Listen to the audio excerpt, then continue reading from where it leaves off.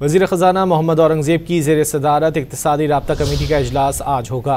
इजलास में पेट्रोलियम मसनूआत पर ऑयल मार्केटिंग कंपनियों और डीलर्स का मार्जिन बढ़ाने और इस्तेमाल शुदा गाड़ियों की दरामदी स्कीमों में तरामीम की समरियों समेत 11 निकाती एजेंडा मंजूरी के लिए पेश किया जाएगा।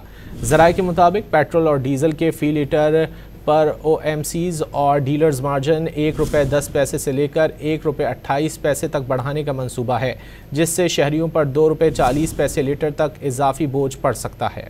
वज़ीर ख़ज़ाना मोहम्मद औरंगज़ेब की ज़ेर सदारत इक़्तिसादी राब्ता कमेटी का इजलास आज होगा।